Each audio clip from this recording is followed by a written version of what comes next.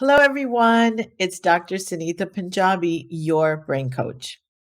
So, one of the things that we've been covering in our latest seminars is how do we create a life by design? And what does that mean anyway? A life by design is very important because when we choose something that we want to have in our life, we're engaging creativity. Let me explain that a little bit more. Most of the time, when life happens to us, we react. So life comes, we react. Life comes, we react. We're never creating anything. So when life comes at us, we react. And this reaction is from an existing pattern of thought. So what happens is 98%, I kid you not, 98% of what we do in response to what we're experiencing is already decided before we even think about it. A lot of people don't know what does that mean? What do you mean it's decided? There are neurological pathways that your brain has run since you were a child, and they're hardwired into and form what are called your personality, ways of being and doing that are habitual. They keep running. These patterns can operate so much, so often that your brain has stored these patterns below the level of your awareness. And that's when we get in trouble. Because these patterns are below the level of our awareness, we are not living our life by design. We are living our lives as a reaction to circumstances rather than a creative process. So a lot of people tell me, well, Dr. Punjabi, I keep getting what I've always gotten. It just seems to be I get attracted to the same people. I I end up working in the same kind of uh, dead end jobs. I this and that over and over again. Well, the reason that's happening is because you are reacting to circumstances, which is very human, by the way. I do it all the time too. And it's kind of good that we react to circumstances because if you can imagine something that's hot, our brain has learned not to touch it. And what's interesting is that if you touch something hot, do you know that your hand has already moved by the time you feel the pain in your fingertips? That's a pattern. So let me explain that again. On a hot surface, this is just an example, right, of how we live life as a reaction. When you have a hot surface and you know you shouldn't touch it, and if you get close to it, your hand actually will go back before you feel the pain, before you tell it to withdraw, it will withdraw. It's automatic. Most of us live our lives automatically. We don't think about driving, we just get in the car and get home. Our lives are being lived like that. We don't think about what we're saying, we just say it sometimes.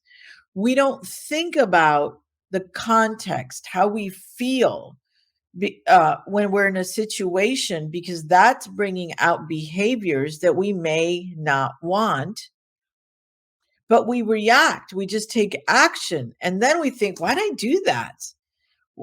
I did it again.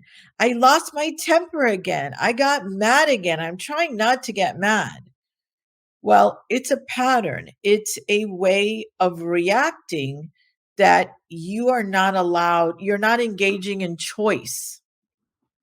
So, one of the things we've got to do, and it's called, in a nutshell, it's called being mindful. It's looking at our behavior, at our emotions objectively, and then seeing if that behavior or that emotion aligns with who you say you are or the life that you want to choose, the life you want to create. A life by design means that you be mindful of your emotions, your needs, your values, know what matters to you. And then you choose behaviors and thoughts based on those things. Right now, if you don't do the reflection, if you don't think about what you want and why you want it, your reactions are pre programmed. So there is no life by design. Life by design is when you choose behaviors, ways of being, and thinking that have nothing to do necessarily with previous ways of being and thinking. You choose it newly. As human beings, we're constantly evolving. If we keep acting the way that we did when we were 2, 3, 4, 5 years old, which we can, and some of us do, we act like children. I'm included. Sometimes I just, I don't think about it. I just react. Very normal, and it's very human. But when you can start to say, hold on, I don't know if that aligns before I think that thought or before I dwell on that thought, because you've probably thought of something and it doesn't align with the life that you want, you can isolate it and go, hold on. When you hold a thought and bring it to Socratic questioning, and we hear this all the time, holding a thought captive. When you can hold a thought captive and just sort of, it's almost like in your brain, there's going like a like a screeching, right?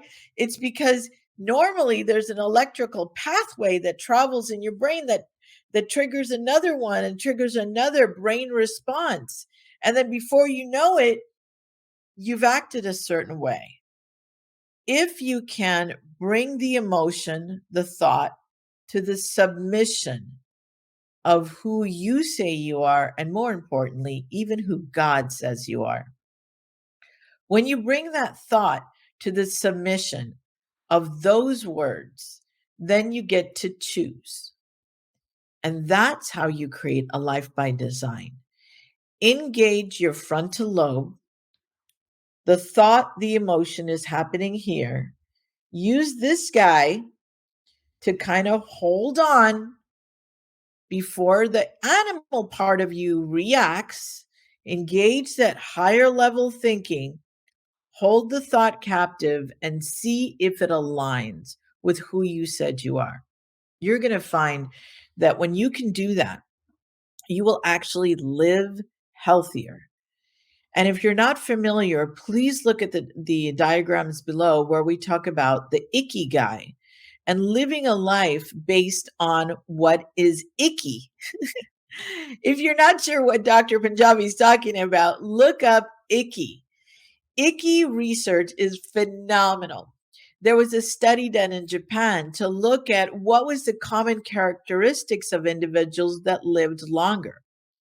They lived an icky life. Look at what we've mentioned. Please observe or tune in. We'll be talking more about living an icky life. But basically, when you can design your life, so uh, uh, in other words, and I want to repeat this because it's kind of hard to grasp sometimes.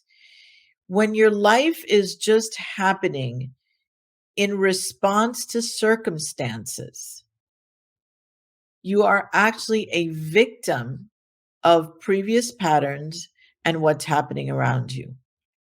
When you choose your behaviors or your emotions, or when you choose the words that come out of your mouth, you're actually beginning to design your life. There's other steps involved in designing your life. You have to know what your values are. You have to know what is your commitment in any situation.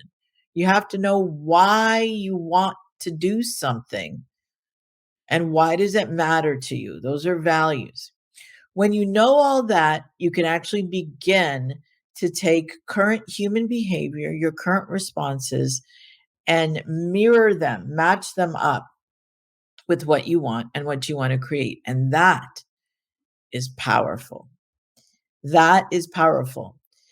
And when you can begin to reframe the stories of your past, that's another way to create a life by design. We're going to be talking more and more about reframing the narrative of your past. It's very important that you engage the frontal lobe, because most of the stories that we have about our past are interpretations and may not work for us if we're creating a life by design. Ask us more and we will be glad to answer. Stay tuned as we tell you more about living a life by design. Thank you.